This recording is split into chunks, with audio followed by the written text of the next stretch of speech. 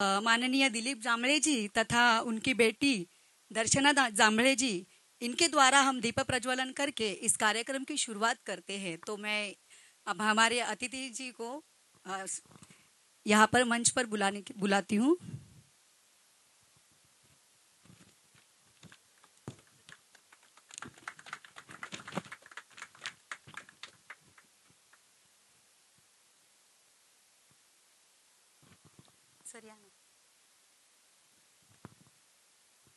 नन्हे से दीपक में सजाई बाती, नन्हे से दीपक में सजाई बाती, रोशनी चारों तरफ बिखरी हुई ज्योति, रोशनी चारों तरफ बिखरी हुई ज्योति, हर पल तप तप कर तुम हो जाना प्रखर, हर पल तप तप कर तुम हो जाना प्रखर, दीप तुम जलते रहना यही निरंतर, यही निरंतर, यही निरंतर। धन्यवाद अतिथि जी का।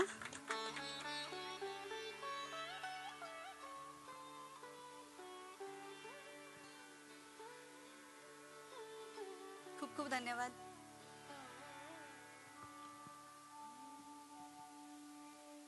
दीप प्रज्वलन हुआ है, तो आइए हम अपने गानों के सिलसिले शुरू करने के पहले हम हमारे जो अतिथि हैं उन्हें मैं विनती करती हूँ कि वो उनके कार्यक्रम जो बाप लेक जो उनकी बेटी और वो सादर करते हैं हमेशा बहुत सारी जगह पर, तो मैं उनकी थोड़ा सा परिचय करके देती हूँ।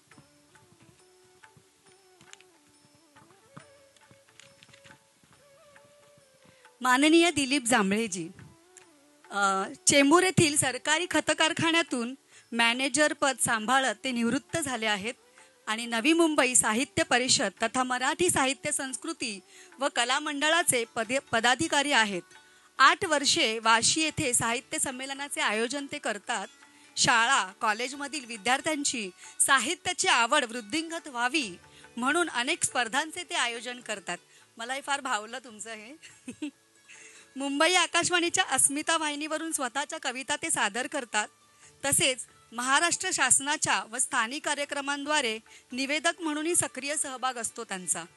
त्यांच्या कन्या दर्शना जांभळे यांच्यासोबत ते बाप लेक नावाचा कार्यक्रमही सादर करतात।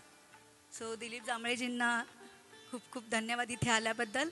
आणि त्यांच्या कन्या म्हणजेच माननीय दर्शना जांभळेजी या इलेक्ट्रॉनिक्समधून BE झालेल्या आहेत, MBA केलेला आहे, तसेच त्या IIM सुद्धा झालेल्या आहेत आणि टाटा कम्युनिकेशनमध्ये असोसिएट व्हॉइस प्रेसिडेंट म्हणून सध्या कार्यरत आहेत। अमेरिकन बोर्ड ऑफ NLP येथील प्रॅक्टिशनर म्हणूनही त्यांना मान्यता आहे। महिला महोत्सव, LIC, महाराष्ट्र पोल्युशन कंट्रोल बोर्डच्या राज्यस्तरीय कार्यक्रमांचेही त्या निवेदक म्हणून काम करतात। कॉर्पोरेट इव्हेंटसाठीही त्या हिंदी, मराठी व इंग्रजीमधून निवेदन करतात। बाप लेक या कार्यक्रमातून त्या रसिकांशी सुसंवादही साधतात आणि हे असे 40 कार्यक्रम त्यांनी दोघांनी मिळून केलेले आहेत। तर असे अद्वितीय असे अतिथी आपल्या कार्यक्रमास लाभले आपल्या सर्वांचे, म्हणजे आमचे खूप खूप आम्हाला बरं वाटलं की तुम्ही इथे आलात। तर मी तुम्हाला विनंती करते की तुमच्या या कार्यक्रमाबद्दल आम्हाला थोडीशी एक झलक दाखवावी।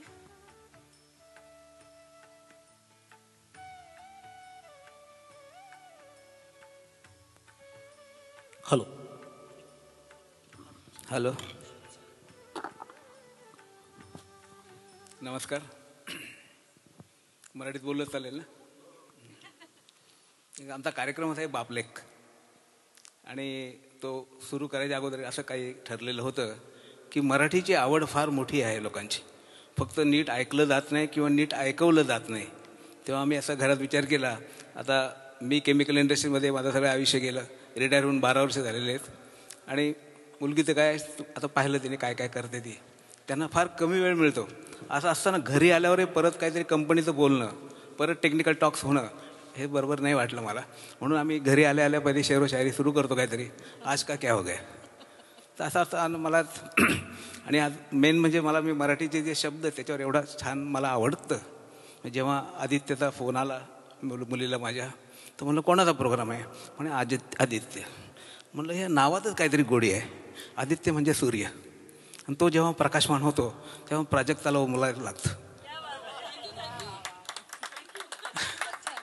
आणि असं जिथे जिथे उमलणं असेल, जिथे जिथे प्रकाश असेल तिथं आमच्यासारखे माणसं चंद्र म्हणून जातातच, म्हणून आज या कार्यक्रमात मी आलेलो आहे.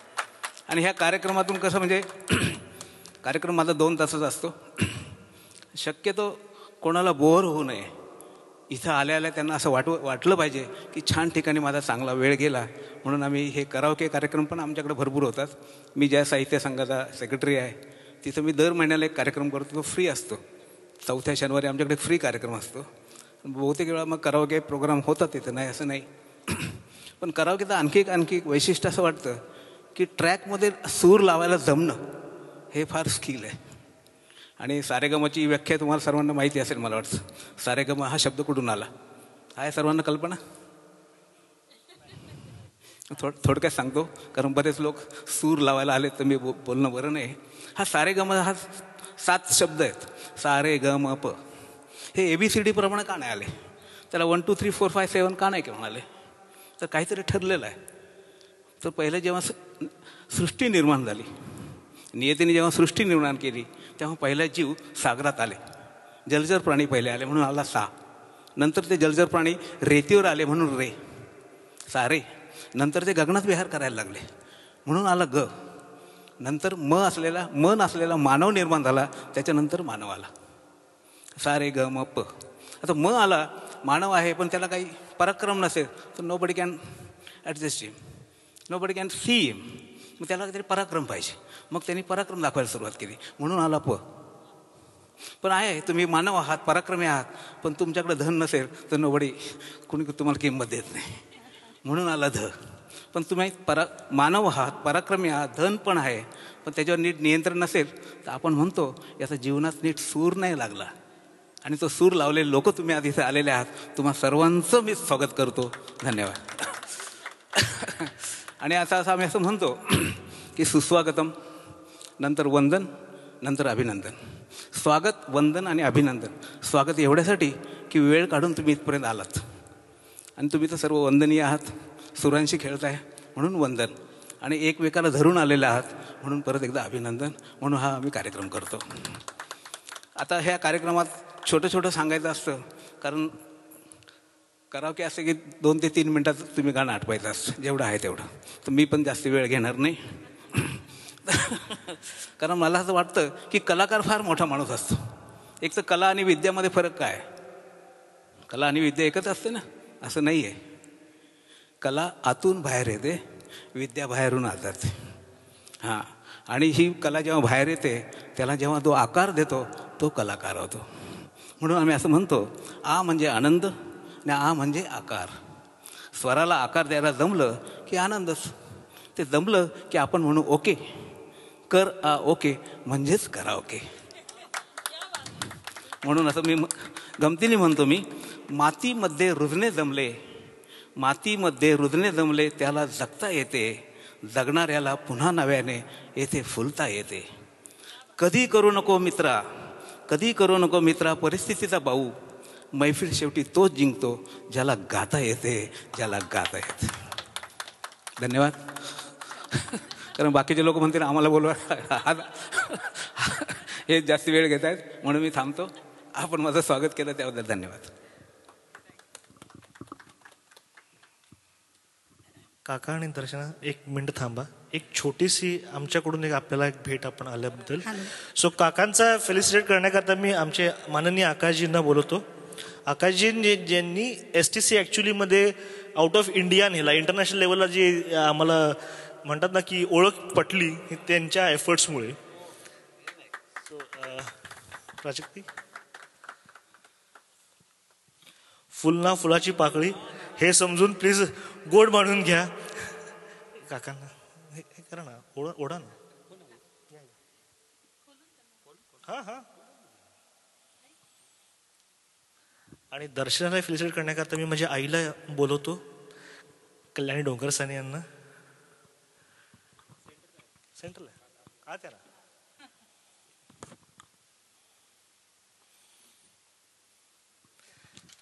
आपल्या मराठी भाषेमध्ये महावस्त्र ह्यालाच म्हणतात, माझ्या मते शॉल जोडीला कोल्हापुणेरी भाषेमध्ये.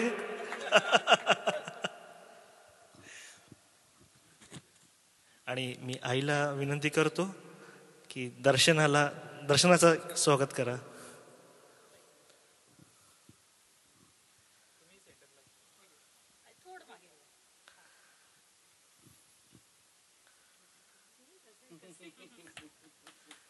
आमच्या दर्शनात टॅटू दिसला पाहिजे हा, तो फार फेमस होता नेट मॅजिक मध्ये. Thank you very much. आणि काका आणि दर्शना तुम्हाला नक्कीच कार्यक्रम आवडेल, तुम्ही आस्वाद घ्याल. Yes please of course. म्हणजे आम्ही नेहमी निवेदनाचे कार्यक्रम करतो, मी स्टेज शोज करते, तर माईक बघितला आणि मी बोलले नाही तर मला इथून चुकल्यासारखं होईल. तर असं म्हणतात की सफर का मजा लेना है तो साथ में सामान कम रखिए, सफर का मजा लेना है तो साथ में सामान कम रखिए, जिंदगी का मजा लेना है तो साथ में अरमान कम रखिए. सफर का मजा लेना है तो साथ में सामान कम रखिए, जिंदगी का मजा लेना है तो साथ में अरमान कम रखिए.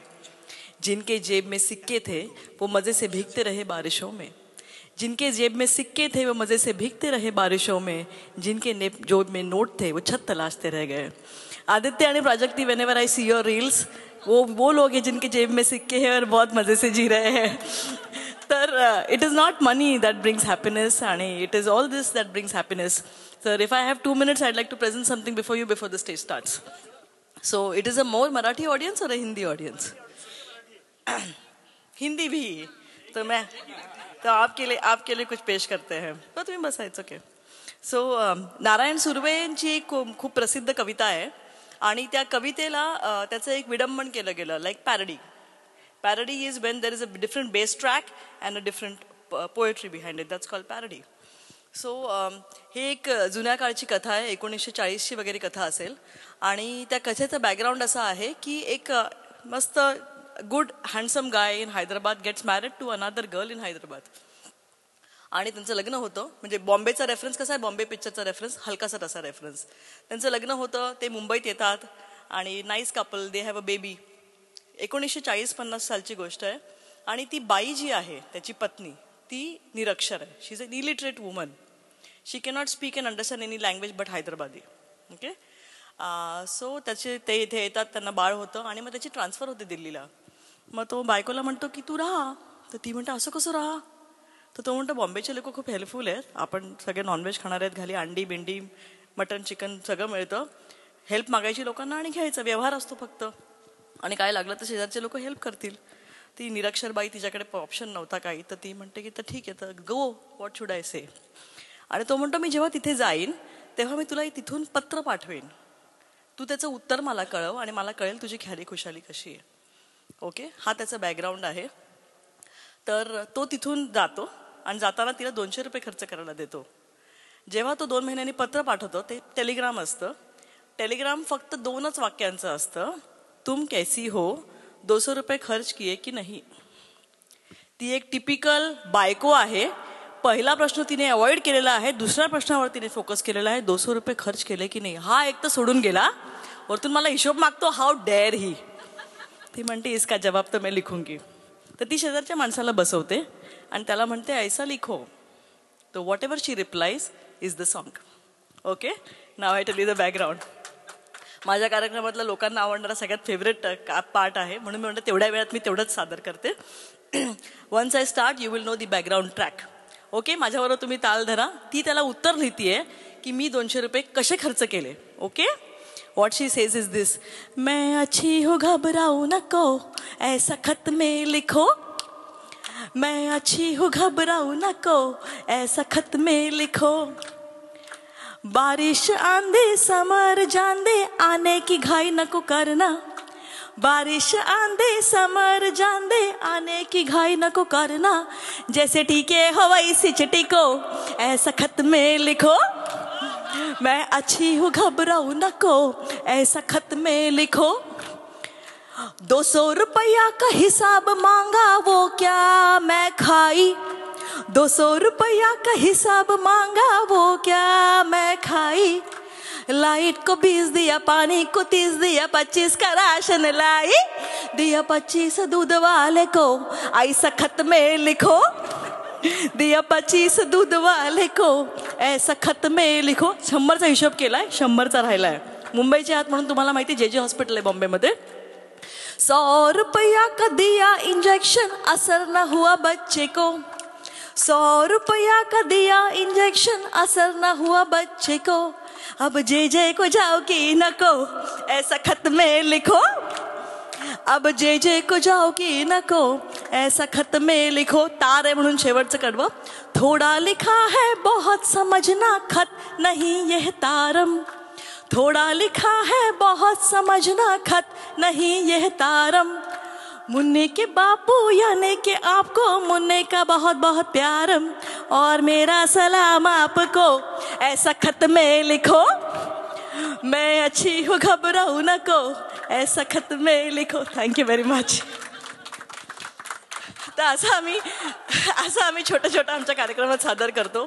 आणि कवितांचा उगम कुठून झाला ते अगदी आईच्या कविता, प्रियकराच्या कविता आणि भटांपर्यंत जाऊन असा आम्ही कार्यक्रम संपवतो. आम्ही जवळजवळ 40 प्रयोग केलेत. माझ्या वडिलांनी लिहिलेला कार्यक्रम आहे आणि आमचा ऑडियन्स कधी घड्याळ बघत नाही ह्याचा मला प्रचंड आनंद आहे. आज तुम्ही कोणीही खाली वाकून पाहिलं नाहीत. तर आम्हाला एवढंच आहे की जेवढं आम्ही शिकलो ते तुम्हाला देण्याचा प्रयत्न आहे. आम्हाला इथे बोलवलं त्याबद्दल खूप धन्यवाद. Thank you very much. हॅलो, धन्यवाद. मराठी साहित्याचा गोडवा काही वेगळाच असतो.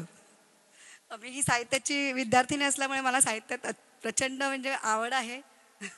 मला खूप तर मला ते खूप आवडलं की तुम्ही जे सांगितलं स्पेसिफिक सरांनी जे केलं खूप सुंदर केलं होतं. धन्यवाद तुमचे.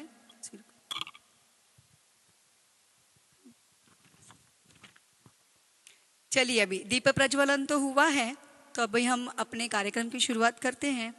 नाविन्याचा ध्यास उरी दिशा उद्याची शोधूया. नाविन्याचा ध्यास उरी दिशा उद्याची शोधूया. सिलसिल्यांच्या या प्रसंगात गीत नव्याने गाऊया. तर या रंगतदार सिलसिल्यांची सुरुवात आपण पहिल्या गाण्याने सुरुवात करतो आहे.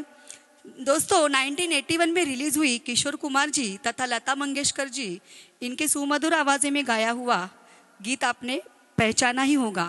जी हाँ, जो ख्वाब प्राजक्ति जी और आदित्य डोंगरसाने जी ने देखा है उनका यह सिलसिला चलिए तो ज़रा हम भी सुनते हैं. हम इनका स्वागत जोरदार तालियों से करेंगे. तो आदित्य जी और प्राजक्ति जी, आपका स्वागत है.